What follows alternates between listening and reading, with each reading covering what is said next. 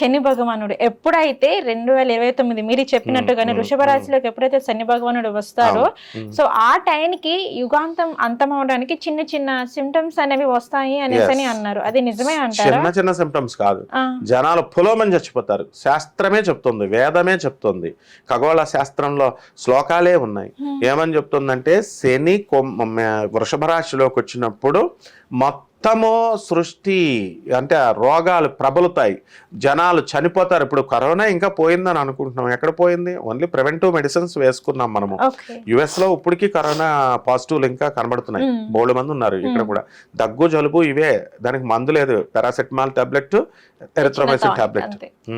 So ఈ ఎలాగైతే ఈ 2020లో మనకి కరోనా వైరస్ లాగా ఎలాగైతే వచ్చిందో జనాభా నష్టం జరిగిందో అలాగే 2000 నువ్వు చెప్పినటువంటి వృషభ రాశిలోకి శని వచ్చినప్పుడు ఎక్కువ జనాభా చనిపోతారు అని చెప్తుంది.